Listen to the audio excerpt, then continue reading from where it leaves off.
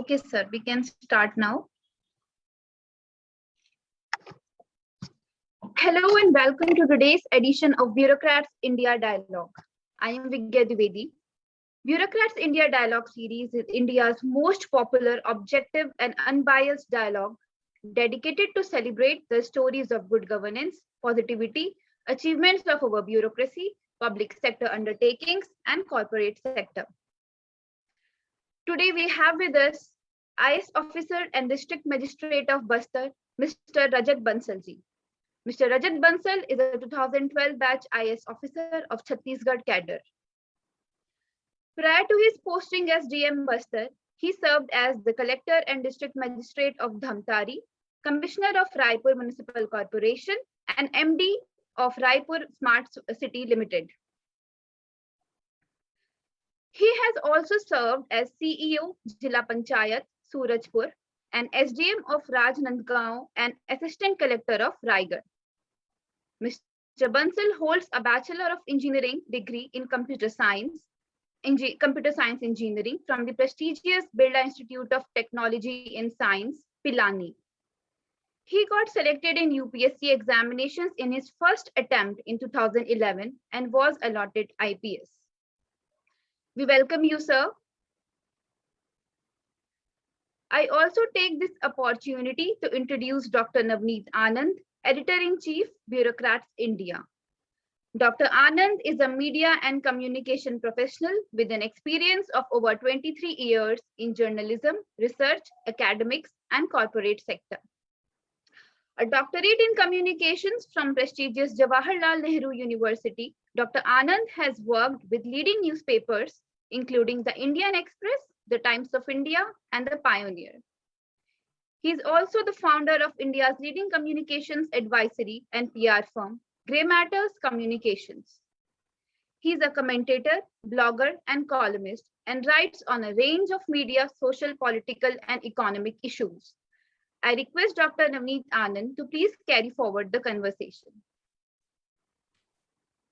Thank you so much, Vigya, and I welcome you all to this March 9th edition of Bureaucrats India Dialogue. And we have with us today a very, very young, bright, energetic, and positive IAS officer, Rajat Bansal.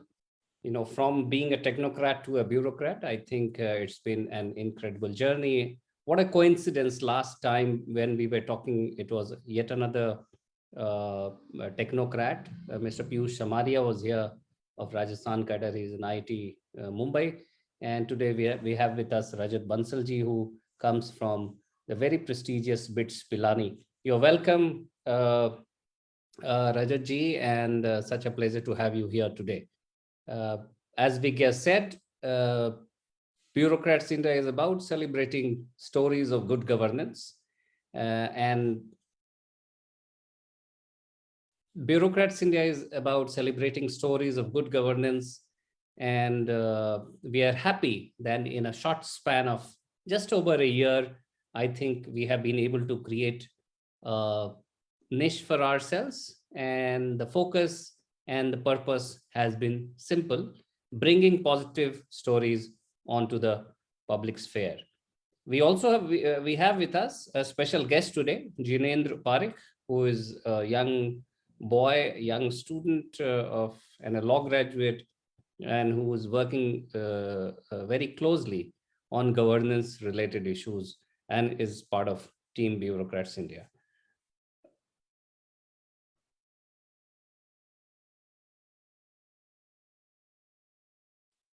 Rajat ji is the DM of Bastar. As we all know, Bastar is known for its vibrance and the brilliance of tribal culture.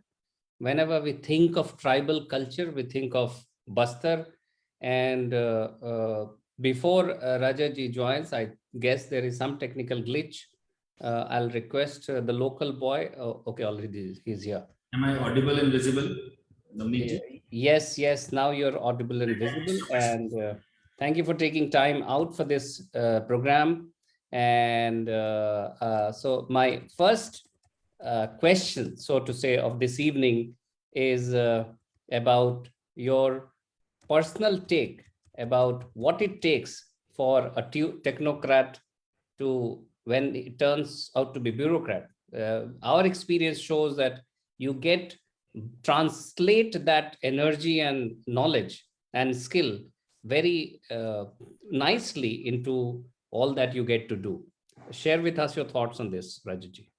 So first of all, thank you for giving me this platform and thank you for making this platform. Personally, Navneet, I'm really impressed by the work that you're doing, whether it's DCs of India or it's bureaucrats. So because we see a lot of negativity, this particular genre of people who we call bureaucrats, we are in so-called nation making, but we don't really get that much encouragement or the publicity of the good work especially. So thanks a lot for the effort that you're doing and your entire team.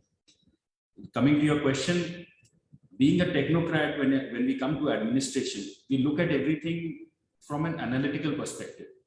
So I think that perspective, when is seen, especially in settings which are more social, which are more fuzzy in nature. So I think that really helps us. So whenever, say, the way we take a meeting as technocrats, and whenever we see people who are not from technical background taking meeting, we see that difference a lot of times. Again, it's a personal observation. Everyone who comes from every field has their own unique identity and has their unique offerings to the job. So this job is such that everyone has something to offer. But being a technocrat, definitely if you're conversant with technology, if you're conversant with IT, that also helps, especially when you think of solutions which will actually streamline systems, which will actually make systems more IT enabled, which will bring more transparency. Because with IT, transparency, monitoring, and data capturing is much easier. So in terms of how being technocrat translates to my job, I think these three are points which come to my mind. Wonderful. Thank you. That was crisp. Bastar, historically called the Dand Karanya, naturally everyone knows is a challenging posting. But with challenges also come opportunities. What are your thoughts, and how has Bastar in a way helped you grow professionally? Because the more you sweat, the more you shine, as the saying goes. I'm sure your sweating in your previous stint and this time is certainly going to hold you in good stead. Personally, I have sweated the most in Raipur during my municipal corporation times. So that was a time when smart city was just starting, and urban is a very different landscape in terms of political and the entire administrative scenery. But Bastar has been the most satisfying time professionally. The same effort, which in Raipur, there were a number of impediments, not just in Raipur, we can translate this experience to, I think, any other urban area, because there are so many stakeholders involved, so much convincing has to be happen, and everyone is so vocal and so, a little rigid about what they want and what they prefer.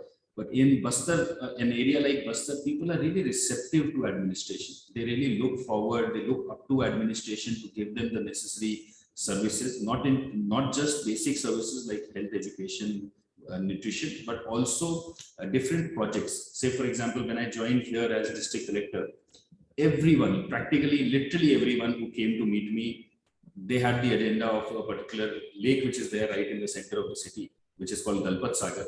So it's one of the largest lakes we have in Chhattisgarh state. So people are very emotional about it, because there was a time when Jagdalpur, the entire Bastar used to just feed from this particular lake. So there are a lot of emotions involved with this. So they really look up to the administration, and that has actually helped me in planning the projects, in actually implementing the projects. One particular thing that we have tried to do, because we actually believe in an approach called people-powered approach. So when you're making something, that is the best time for you to involve all the stakeholders in your planning. Most of the time, as an administrator, as a government officer, even what I have done is that once first we make a project, we construct that building or construct that setup, and then we call the people who have to use it, ki ab bana diya, bhaiya, aap isko upyog kariye. I think we should reverse that, and that is something which we started doing from the smart city days in Raipur. कि अगर हम साहित्यकारों के लिए कुछ बना रहे हैं, we are talking about students and we are making a library, why not involve a group of some active vocal students and take their need assessment and actually show them the plan and take their suggestions. Everyone has a functioning mind which can actually contribute. So going by that approach has actually helped me work wherever I have been posted, and Bastar particularly, because Bastar, a lot of agendas are such that me being a non-Bastaria, coming from a context which is completely different, I might not be able to appreciate and understand. So it's best that I enable the people here to do what they are good at, and I should just facilitate and as an administrator just monitor things. So that has actually helped me, and Bastar's experience has been very, very satisfying. Excellent. And that's the motto, one of the primary drivers behind setting up Bureaucrats India, as I was sharing with you earlier, that there are great stories, remarkable stories, doing the rounds across our countryside, and those are not getting mainstreamed. So as I was saying, Bureaucrats India is an initiative to celebrate stories of good governance. And we have with us today in BI Dialogue, Sri Rajat Bansal, an IAS officer of 2012 batch. Kindly do follow us on our social media handles, which go by Bureaucrats IND, DCs of India, and SPs of India. Rajat ji, going next, अक्सर हम लोग देखते हैं आमचो बस्तर करके एक campaign चल रहा है सोशल मीडिया पे, बहुत अनूठा है, मैंने तो थोड़ा पढ़ा, लेकिन हमारे दर्शकों के लिए और साथियों के लिए बताएं कि आमचो बस्तर है क्या, उसकी प्रेरणा कैसे मिली और क्या क्या कंपोनेंट्स है। आमचो बस्तर हल्बी में मतलब है उसका हमारा बस्तर। तो बस्तर जो पूरा एरिया है, अगर ज्योग्राफिकली देखेंगे अभी वो 7 डिस्ट्रिक्ट्स में बट गया है।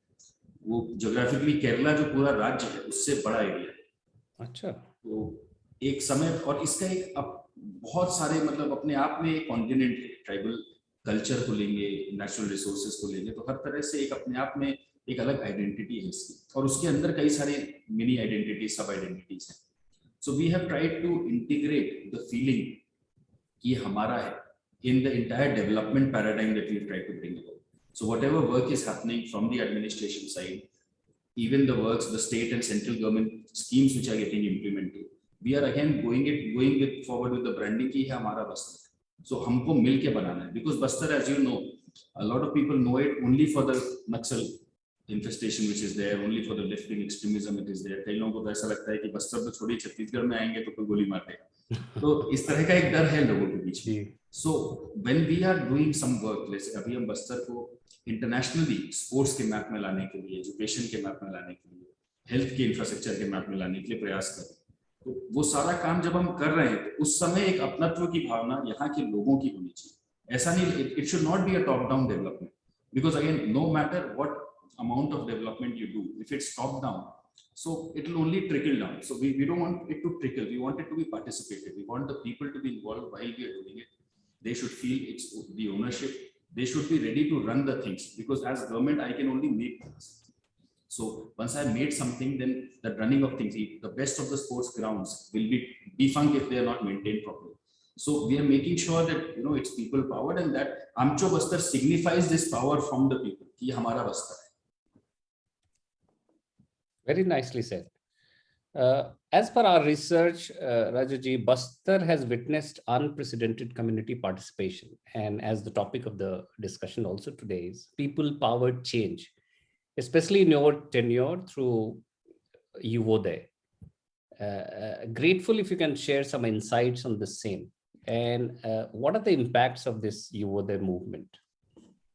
Navneet, Yuvodaya is basically a volunteer program in which we have more than 5,000 volunteers as of today, who are working with the district administration to make sure that the messages and the benefits of the district administration and state government actually reach the people. And it is a two-way communication. So it's not just we providing services to the people, but also the grievances, the demands, and the other things, the feedback which comes from the people should also reach the district administration. So the philosophy behind Yuvodaya is volunteerism, and the reason why we have so much focus on community participation is that we want to ask ourselves the question कि नक्सली खत्म हो गए, नक्सल समस्या खत्म हो गई, developments हमने उसको खत्म कर दिया, but how do you sustain peace? How do you make sure that the generation which comes after the so-called development that we give, is not again attracted to that ideology which the Naxals claim, anti-state ideology, again the ideology that we should capture the state with the guns. So ultimately the solution that we believe is the difference between the distance between the government and the citizens has to reduce. So these volunteers, these 5,000 strong volunteer forces that we have right now, they are the people who go in the villages. They are the people who go in the houses and tell the people कि आपको ऐसा लग रहा है कि आप बीमार हो जाओगे, आप मर जाओगे, टीका लगा लोगे तो, लेकिन देखो हमारे पड़ोसी ने लगाया है, देखो उसको कुछ नहीं हुआ. It's not the government staff which does that. So they are the people who are actually during the COVID lockdown, when everything was locked down. So they ensured that the books reach the students, and the students actually sit in the mohalla classroom and study. So these are the people from the community, because we believe that it's not about only physical infrastructure. When we talk about Kuposhan, Bastar is one of the highest affected districts in the whole nation when you talk about malnutrition. So, but malnutrition, if you see very closely, it's not about availability of the Anganwadi buildings or the Karyakartas. We have the human resource, we have the buildings. It's the behavior which has to change. If a newborn is not fed with mother's milk regularly for the first 6 months, if a child is not being taken care of in terms of what he eats, so if munga is not there in the backyard, and if the backyard vegetables are not being consumed at the right time, at the right sensitive age, I don't think malnutrition will ever go, despite even if we have Anganwadi in every mohalla. So the problem is behavior, and how we change behavior is through community. And our officers can go there. We also have been motivating officers कि आप field में जाइए, आप लोगों को प्रेरित करें. But officer का प्रेरित करना हमेशा एक रहेगा. It will always be from an officer to a citizen. Why not a citizen to a citizen? Why not a person who will be there as a volunteer? And हमने एकदम एक clear नारा दिया है इसमें ये होते हुए कि we will not give you a single rupee. And we can only give you the satisfaction and the smile, and that also will come after your hard work. So that's it. So only, and we are not fighting in terms of, or we are not giving targets of number of volunteers. अभी मैं बहुत गर्व से बोल रहा हूँ 5,000, 500 भी होते तो मैं उतना ही गर्व से बोल रहा हूँ, 50 भी होते तो मैं उतना ही गर्व से बोलता. तो आंकड़ों की बात नहीं, ये बात भावनाओं की. और हम लोग एक भावुक हमारे पास फोर्स है जो कि गांव में जाकर के जो हम मैसेज कन्वे कर रहे हैं, जो हम बोल रहे हैं कि इसको अगर आप बिहेवियर को बदलेंगे तो हमारी सुविधाओं को आप बेहतर यूज कर सकते हैं. एनआरसीज हम बोलते हैं, पोषण पुनर्वास केंद्र होते हैं स्वास्थ्य विभाग के, where severely malnourished children can be taken. They stay there for 15 days. Everything is taken care of by the government. Also, they are being counseled and everything. आप यकीन मानेंगे कि NRCs का लगातार फोकस करने के बावजूद 20 से 30% ऑक्यूपेंसी रहता था because of a number of cultural issues, genuine issues. बहुत cultural issues थे, कभी मेला है, मड़ई है, which are very serious issues for the tribal population there. So अभी युवदय volunteers जब से आए हैं, वो लोग अपने बोली भाषा में सेम कल्चर से निकल के आ रहे हैं. जब वो प्रेरित करते हैं तो नाउ आप हमको एनआरसी तो 100% है, हमको नीति आयोग और पैसा दे रहा है कि आप 10 एनआरसी और खोल दो क्योंकि आप यूटिलाइज कर पा रहे हो. So that change is not possible from one Rajat Bansal or anyone else. That is not my achievement. That is the achievement of these volunteers who have actually taken it as a mission कि हम समझाएंगे, हम लेके जाएंगे. So that is something which we are doing in terms of community mobilization. और इन सब के पीछे फिर आमचो बस्तर की बस्तर हमारा, और हमको इसको सुरक्षित रखना है. So, having been trained in sociology myself, I'm so thrilled to hear, and coming as it is from a person who did his BE in engineering, bachelor's in engineering, exemplary, Rajaji. Congratulations, wonderful. I'm sure you have applied for the PM Good Governance Awards because these are stories that should be replicated, not because you need an award, but these are the stories that should be replicated. And I thank Jinendra for connecting us, for highlighting your stories, taking your story to us, and now we are taking your story to the rest of the country, hopefully. Wonderful, well done. We also know that, and maybe this is again a helicopterish view, but we do hear that Bastar is associated with tribal arts, dance, and culture, and these may be on the verge of extinction. And as I said, this could be a helicopterish mindset or approach, but certainly there are threats. What steps as a collector have you taken to preserve the same, Rajat ji? You're right, Navneet ji, कि बस्तर में जैसा कि मैं बता रहा था, there are number of subcultures. So even when we say that we have two major tribal languages, Halbi, which is more towards the Marathi side, and Gondi, which is more inclined towards the Telugu, despite having these two major language subgroups, we have a number of different dialects. So each tribal community has their own dialects, which has developed over a period of time. So we have Bhatri, Dhurvi, a lot of different dialects of these types. So those dialects are actually beginning to die down. We have actually seen the younger generation now is shying away from talking in their native language, and that is the reason why the language is dying. But the problem is not just the language and its vocabulary dying. The problem is about the whole culture dying, because most of the culture is never written down. So it's all vocal. All the stories die with the language. All the popular tribal songs die with the language. The art forms die with the language. So Honorable CM has been very, very clear that culture and the conservation of tribal culture and their practices is on his top priority. And that is why we have made an academy of sorts for these activities, which we have named Badal, Bastar Academy of Dance, Art and Literature. So that entire academic setup, and it's a beautiful academic setup, you'll love to see it, that in which there is a residential block, academic block, there is a separate dance pavilion tailored to suit our tribal performances, our dance performances of our region. And also, this is the first time that all our so-called people who have the traditional knowledge are coming across on the same platform, and they are actually documenting whatever they know. So that documentation is almost done now, and we are providing a regular platform for our artists to showcase their talent, and that is how the talent is also getting nourished. But now we are going to take the next step, in which we would need support from your good self as well, that we want to take the tribal knowledge, the tribal art forms, and want to fuse it with, say, Bollywood. Why not Hollywood? Why not the popular so-called mainstream? Why do we treat tribals as an anthropological museum when they have their own culture, which they are willing to share, which they are willing to work with? Say, tribal tunes have their own flavor. Why don't we integrate these things with some of our more popular songs and make something very creative? So that is the kind of approach that we are taking in terms of the culture, because we don't want ourselves to remain in cultural isolation. At the same time, we don't want to be exploited by outside forces who just come in that form of tourism, hospitality, and suddenly grab our whole cultural scene and replace it with something else. So we want to preserve it and at the same time nourish it with better associations. And that is something which Badal is actually very actively doing. And it's an initiative which actually enjoys the support of all the tribal groups, not just of Bastar district, but of the entire area, which I told you about, 7 districts. Wonderful. We also hear that there are some provisions for providing employment opportunities and platforms to the tribal artists. Can you share something about this? Absolutely. We see the problem that our tribal artists used to face, especially the handicraft artists, was the availability of market. So traditionally, they've been selling their produces in terms of kilos. So as on volume basis or mass basis, it's not an item cost that they can calculate and they offer. So that's because they don't understand the market outside.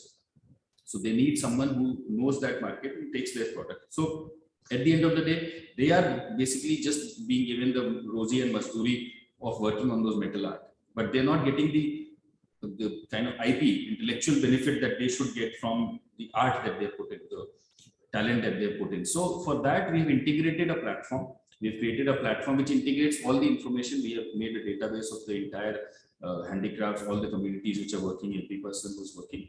And we made a Bastar Kalaguri, an artisan producers organization. And through that producers organization, we do tie-ups with different platforms and provide them platforms. Say, for example, Flipkart has been very generous and they have come forward in their, I think they name it Samarth. So they have a program like that. So they not just offer a concession rate for our products, but they also offer consultancy to our artisan, the tribal artisans. कि आपको अपना किस value पे रखना चाहिए, क्या pricing होना चाहिए. As you can understand, that's a big question for a person who's trying to put his product on an online marketplace. So that has been an approach, and TriFed has also been very generous. And I have seen while working in Bastar that people are more than very, very supportive when it comes to promotion of tribal goods, tribal handicrafts, and the institutional knowledge. And also, there is a market available. All we need to ensure is that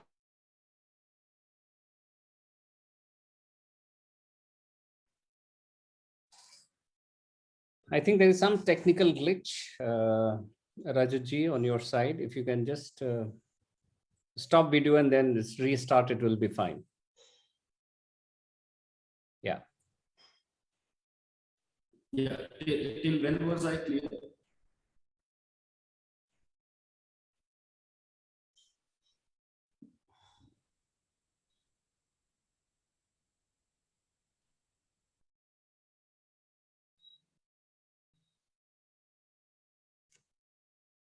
Ladies and gentlemen, you're watching a special edition of BI Dialogue, where we have with us young collector of Chhattisgarh, Bastar district. Bastar, as we know, has a huge significance, though many know it for wrong reasons. Fact is that it is a vibrant culture and also known as the tribal capital of India.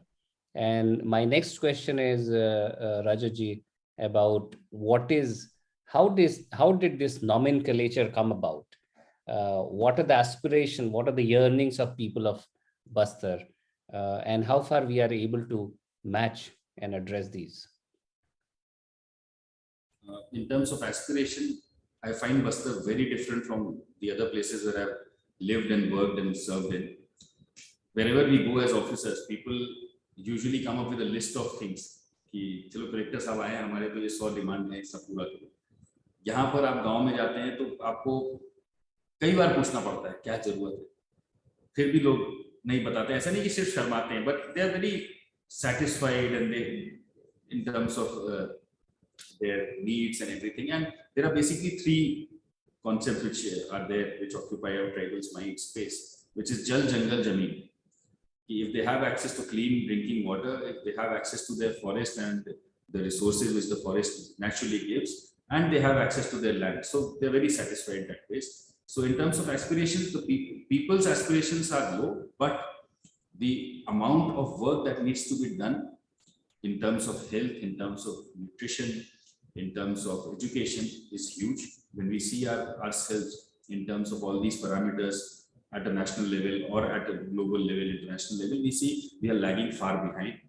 And also now coming to the first point, because the people don't realize them as a need, so the results are also far behind. Because we can set up schools, again coming back to the point of community mobilization, schools can be there, teachers will be there, but if a child is not inspired or motivated by the parents to learn, and if he does not see his future beyond his own village, so then learning becomes an issue, and improving learning levels as is required by the UN SDG goals becomes an issue.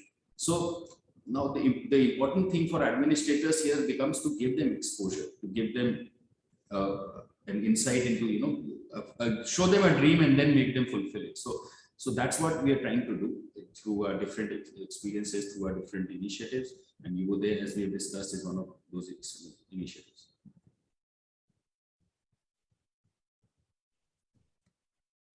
We have heard that there are a lot of discussions on coffee plantation and production in Bastar. I'm very keen to know about this because we thought coffee was only grown in one part of the country. But this is interesting. I'll be happy to know, and so will be the audience. Rajat ji. Bastar is a non-traditional area of coffee, and we have a contiguous area in Telangana now, Araku Valley, which also has an NTA, non-traditional area, where the coffee which is produced in Araku, I've been told that more than 80% of it goes abroad, is exported. So non-traditional area coffees is usually much better placed in all the markets internationally. So coffee as an idea for generating employment is very recent. Since the last 3-4 years back, an enterprising scientist, horticulture scientist, started a plantation, seeing the natural topography and everything. The production was very encouraging. The first batch which came out, the test reports were also very encouraging. A lot of people find the coffee very delicious and high on the standards. So, but the beautiful aspect behind this, what makes this project unique, is for coffee, generally we need areas which are more than 600 meters above sea level. So it's more of a plateau area. We need area which is less suitable for dhan, less suitable for paddy cultivation. So it's an area which is less irrigated, an area which is more forested. Typically in Bastar area, when you study how the Naxalism operates, how the left-wing extremists operate, it is these areas which they find as their shelter and hideouts. So I don't know how it actually came across, but it's a beautiful story which has happened right in front of me. But slowly when we started exploring, ab kahan lagaye coffee, all those areas which are so-called sensitive areas came in. And when we reached out to the villagers, कि यहाँ पर क्योंकि ये भी एक concern रहता है, कई बार सिविल कंस्ट्रक्शन हो या कुछ चीजें हो, वहाँ इन सेंसिटिव एरियाज में करने में इश्यूज होते हैं, जेन्युइन सिक्योरिटी इश्यूज होते हैं. तो बट जब लोग आते हैं, जब वहाँ के किसान आपके पास आके बोलते हैं कि हमको ये करना है, तब कोई इशू क्रिएट नहीं करता है, because the Naxals will never be able to question the farmers for their own thing. So कॉफी धीरे धीरे ऐसा बन गया कि हमने दरभा में एक जगह पे ब्लॉक हेडक्वार्टर में लगाया था. वहां से हम कुछ किसानों को एक्सपोजर विजिट किए जो थोड़े सेंसिटिव एरिया के थे. They loved it. Why? Because one, there was no paddy cultivation. Paddy does not come naturally to a tribal farmer. Second, they already have land which is very suitable to coffee. Thirdly, with coffee you need to do agroforestry, and forestry is something which comes very naturally to our farmers. So especially the farmers who are living in the forest areas and doing their cultivation there. So it came very naturally to them.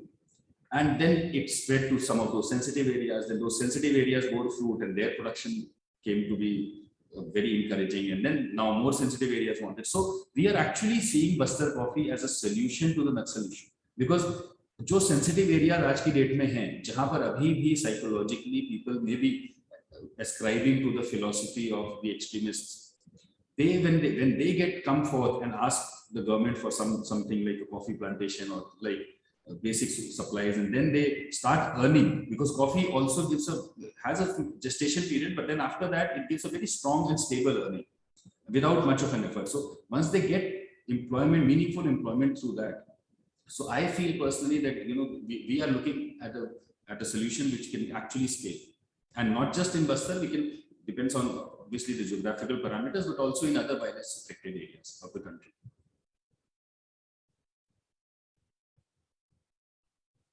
Great, and thank you so much. That's very interesting. When we are talking of Bastar, you would agree we cannot escape the obvious question, like we were talking about. But before we go to that obvious question, how thriving is agriculture? Because many of the initiatives that you have taken are extremely exciting. And one of the companies that I'm aware of, Syngenta, a very leading multinational, and they had a similar kind of a program focused extremely equally well on the software part of the behavioral change aspect of it. They have a program called iClean, inculcating cleanliness, learning, education, awareness, and new habits. So on the one side, they are erecting mandis where farmers can go and sell their produce. On the other hand, the other component of the program is looking at the behavioral gaps and challenges. So that just reminded me, and I thought I would ask you how thriving is agriculture, and what are the practices that farmers are used to? Do we have adequate places for them to sell their produce? Is there any effort in that direction also, Rajat? Actually, it varies a lot. Within my district itself, the agricultural pattern and the market availability patterns are also very, very different. Say, two of my blocks are more or less plain. So there you will see a good commercial size plantation of even exotic fruits. So say, for example, the dragon fruit, these type of fruits are also cultivated here, and they get very good forward linkage in the markets, not just in India, outside as well. Then there are areas which I'm talking about are more in terms of when I was giving examples of coffee, where people are largely doing subsistence farming. So they cultivate enough just to survive with their family. For them, life is about going to the Haat Bazaar, weekly Haat Bazaar. Then they have their own annual calendar of festivities and everything, and they're very satisfied in that life. So we see both the extremes in Bastar. So whatever we do, say for example, when we talk about Bastar and Bakawan area where it's more of a plain area, we talk about making the farmers more educated, making the farmers who are nearer to the commercial plantations to take up commercial plantations, or to at least be given that information so that if they want to take it up, they know that they can, so that the forward linkage is easier. We make bigger chunks which are more commercially suitable for bigger companies to come in and take the produce. While when we go to the Koleng area, the Darbha area, the area which is more elevated and sensitive, so there we are talking about the most of the basic things, that at least the basic irrigation practices are being followed. At least they cultivate some vegetables so that the vegetables go in their diet and the nutrition levels go up. So the kind of intervention as a district administration that we have to do differs a lot within our own district. So some of the initiatives I would like to point out, apart from Bastar coffee, is papaya. So we had a land parcel which was absolutely barren and rocky. So we gave a self-help group the responsibility to actually cultivate papaya there. And some of our technical farmers, and we have some very good knowledgeable farmers also in our district. So some of them suggested that we can actually cultivate an off-season papaya, which will have a unique niche market, and we'll be able to get the forward linkage which is needed. So that is a step which we took, and those women, I mean, hats off to them, around 20-25 women group is there. They cultivated an absolutely rocky patch of barren land into a lush green papaya cultivation of papaya farm. They have gone to Delhi, they have given presentations in very niche events organized by some MNCs. So that kind of a platform is there. So Bastar Papaya is also slowly becoming a brand. So what we have basically done is, within the same district, we have taken people who have the knowledge and the resources from the plain areas to the people who do lack them, and to actually make them serve each other in a way. So because the people who are in the first category, they will get benefited if the papaya gets cultivated in the second category as well, because then the economies of scale sets in. So these type of interventions we are taking, and they are actually bearing fruit. Thank you very much. How difficult it is to implement some of the programs like Ujjwala Yojana, which Honorable Prime Minister is so fond of, and that also has to do with behavior change. Jan Dhan Yojana, what's been the success rate of these programs? Jan Dhan Yojana has been very popular here, because after the initial behavior change, after the initial IC, and once the people get to know the benefits, so they actually get enrolled in they get the bank accounts done, and even the subsequent the Jeevan Jyoti Bima and Jeevan Suraksha Bima Yojana has also been benefited the people. But Ujjwala, definitely there have been concerns in terms of the traditional practices, because people here are using firewood not just because it's available, also because that is the thing they know. So Ujjwala, initially, I was not there while the scheme was being rolled out. I was posted in somewhere else, but the rollout was good. But behaviorally, not much has changed. So when we go to the villages, we practically see that there is a gas connection, there is a Ujjwala connection which is there, but wo sirf chai banane ke liye, khana to chulhe pe milega. So that is there. It's a challenge that we are consistently facing. So I'm sure dhire dhire usme parivartan aayega. I'm sure. As we talk, and I was reading while talking that Honorable CM Chhattisgarh has announced, and the cabinet perhaps, that they are the district strike force, and that brings me to the most obvious question. Take us as to how we have been able to tackle the menace of Naxalism, and we all know that a lot of efforts of both central and state governments and people have gone into bringing the situation to where it is now. Some insights, Rajat. I think our police forces and CAPF are doing an excellent job. And from the ground, I can share one thing, that the problem from a security threat point is only decreasing now. There has been huge inroads which has happened in the last few years. But we see that once a person becomes weak, then they also become more reactionary. And sometimes they do more stupid mistakes. Like, for example, they started off with an ideology. The LWE, the entire movement started off with a particular ideology, which was based on something. Some might believe in it, some might not, but it was still an ideologically based movement. We see that lacking right now. We see that lacking on every step, not just because I'm in the government right now, but even the people who have been closely associated with them are very clear about the fact that there's no ideology left. Now it's only about the survival. And now it has sort of become a sort of nexus, an ugly nexus of money and guns and everything. And some people want to encourage that. But our forces have been given free hand from the state government, from the central government. Very recently, I would like to share that Honorable Home Minister of Government of India came here. There was a huge incident. Bastar, I was there as DM at that time, and they were very clear. People were expecting a mixed reaction, that maybe it's the security forces has seen a huge blow, so there might be repercussions, there might be jobs which will go away, but they were very clear that we are making progress. We are actually going to places where we've never gone as security forces. And once we do that, once we do challenging things, once we do daring things, there will be reaction, and these are part of reactions. And they, both the CM and Honorable Home Minister, both of them encourage the forces, encourage the joint, and there has been excellent coordination amongst the Government of India and the state government. And I'm sure this problem is going towards an end, and we can see the end in the near future if things continue the same way. You also enjoy the Pakhala of Odisha, and I'm sure the various tribal cuisines of Bastar, because you are a confluence of, you're on the Odisha border. And a related question my young friend Jinendra had to ask to you. Jinendra, would you like to ask? Sure. Sir, Bastar की जब भी बात होती है तो tourism का perspective सामने आता है. वहाँ पे वाटरफॉल्स है, केव्स है, एंशिएंट स्ट्रक्चर्स है. तो टूरिज्म के सेक्टर में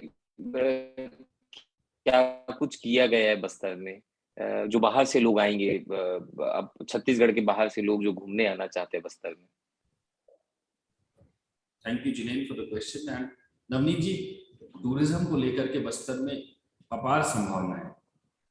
यहाँ पर हम बोलते हैं कि कहीं भी पत्थर फेंको आपको झरना मिल जाए. तो फॉरेस्ट तो यहाँ पर है ही, और बहुत ही बढ़िया नेचुरल टोपोग्राफी है.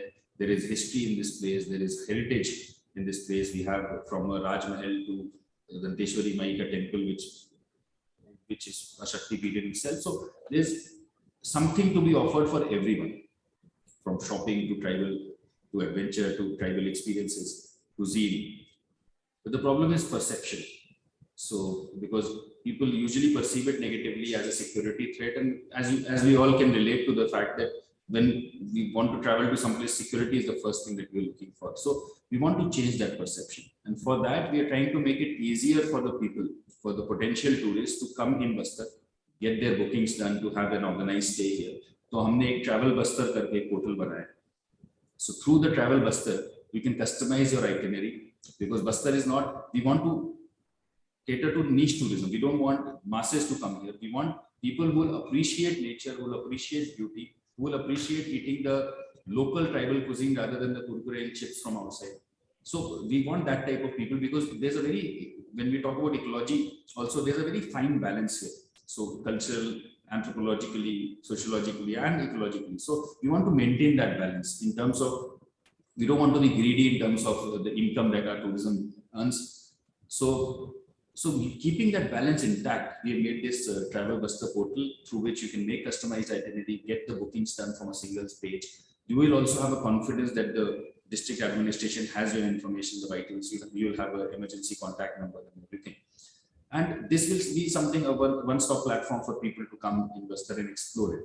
We find Bastar as, we branded as an unexplored Bastar, an unexplored location, because virtually, even as a district collector here, since around 2 years now, there's so much for me also to explore.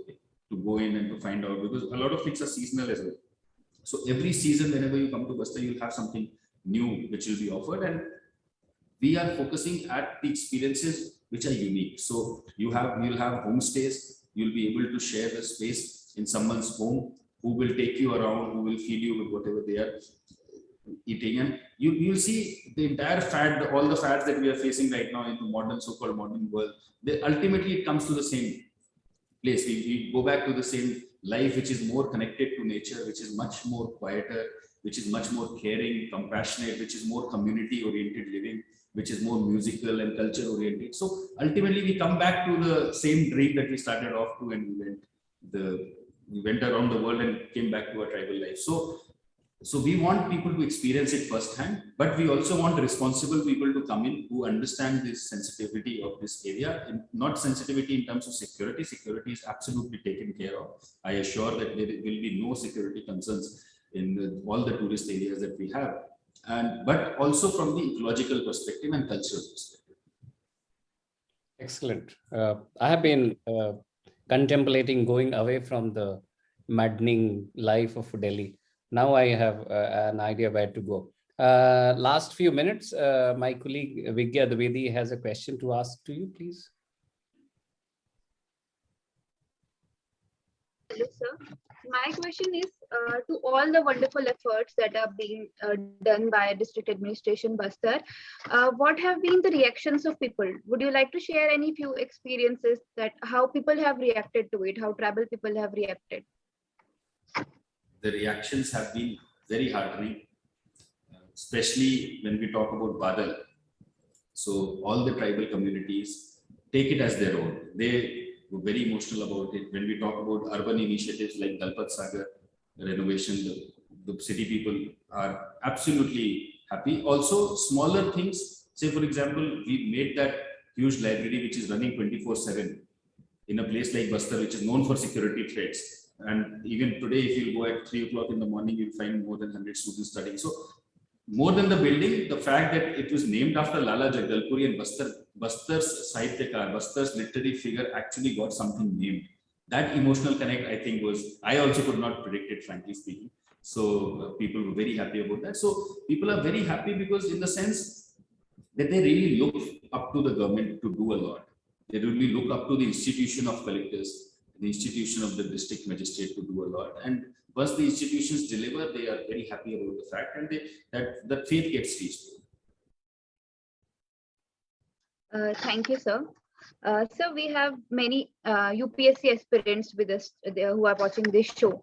So would you like to share a few tips on preparing for competitive exams, preparing for civil services with them?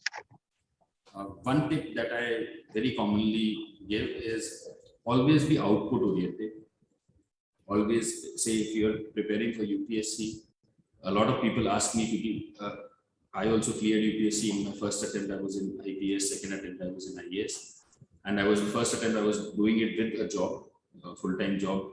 So definitely there's an angle of luck. And I believe mera to pura hi luck se hua hai. But still, if we talk about techniques, I was more output oriented. I never read anything without a clear-cut thing in my mind. Ki iska kya use karunga. If I'm approaching a subject, I'll first go through the previous year's questions, even if I don't understand the questions that much, but at least I'll have a sense कि कैसे इसका use होगा. Because ultimately हम लोग मेहनत बहुत करते हैं, UPSC में भी लाखों लोग देते हैं, किसी भी सरकारी नौकरी का एग्जाम हो या कोई भी और भी एग्जाम हो, तो competition is unparalleled in India. So everyone works hard. It's about how smartly you work and how that work translates into that 1 hour or 2 hours or 3 hours of that paper that you ultimately have to write. So अगर आपने बहुत भी पढ़ लिया और आपके पास समुद्र का जानकारी है और आप वहाँ पर तालाब ही दे पा रहे हो, तो फिर वो इशू. तो वो आप मैं मानता हूँ वो पर्सनली बहुत इंपॉर्टेंट चीज है, सबको ध्यान रखना चाहिए. एंड बाकी तो availability of resources is not in concern, जो कि कुछ साल पहले थी. अब वो धीरे धीरे इंटरनेट के जमाने में वो कंसर्न नहीं है, तो उससे और ये समस्या बढ़ जाती है. मुझे जो लगता है कि हम लोग कुछ भी करते हैं, उसको ट्रांसलेट कैसे होगा वो आउटपुट में, उसको हम लोग कई बार भूल जाते हैं. तो उस वजह से थोड़ी दिक्कत. Wonderful. Anything else, Rajat ji, that you would want to share that we may have missed out? I'm sure as a DM, you have so many other stories to share, but maybe couple of minutes that you'd want to take to share some of your own experiences and achievements. I would just want to go back to what I was saying about your initiatives, that a lot of time, because Vidya also asked about the UPSC aspirants, कि हम लोग जब बाहर से देखते हैं सरकार को, हम लोग सरकारी नौकरी को या सरकारी सेवकों को, हमारे अपने मेंटल नोशंस होते हैं, एक करप्शन का रहता है, एक रहता है कि अरे इसमें तो बहुत पॉलिटिकल प्रेशर होता है, हमने बॉलीवुड की कुछ पिक्चरें देखी होती है, उससे भी हमारे इमोशंस बनते हैं, बिगड़ते हैं, हर तरह के। तो मैं ये मानता हूँ कि in terms of job, if you talk about IAS, and since I've also been in IAS maybe for a short time, if your aim in life is actually to influence people in a positive way, in terms of impact, if you really want to make an impact, and if that is your aim, because everyone has a different aim, so no one can beat this profile in terms of a job. I'm not saying this is the only way. You can definitely have hundreds of different ways to create impact. But as a job, as a systematized organizational professional offering that is being given to you, I think this is the best job possible, not just in India, since I've also had the good fortune to work abroad, and whatever exposure I have, even I would say I've made this bold statement across the world. If impact is your thing, so people who are actually, कई बार मेरे से भी कुछ लोग पूछते हैं, I'm sure आपसे भी बात होती होगी लोगों की कि कितना पॉलिटिकल इंटरवेंशन है, कितना ये है, ये कर सकते हैं, वो नहीं कर सकते। तो just be very clear about this. If you want to actually impact lives in a positive way or even in a negative way, but I'm sure no one wants to do that, but impact के हिसाब से this is the best job in the world, and it will be a good fortune for anyone to be if they're coming for that. Great. That is so inspiring. I'm sure much more to the younger people who are wanting to become like you. And yes, if you want impact, as Rajat Bansal IAS rightly said, IAS is the job you should be aiming for. Such a great delight, Rajat, having you on this show of BI Dialogues, which is basically designed to celebrate stories of good governance, bring wonderful people like you with vast experience, clarity of vision, and a purpose in life to celebrate such stories, celebrate people like you. And I thank you on behalf of my team. My thanks, special thanks to Jinendra Parekh of Raipur and my team, Vigya Dwivedi, Sweta Bharti, Pooja Rai, Naina Jha, Rajiv Rai, and many others who make this happen. Thank you very much, Rajaji. We shall see you soon. And thank you for gracing Bureaucrats India. Jai Hind. Thank you for having me. Thank you. Thank you, sir.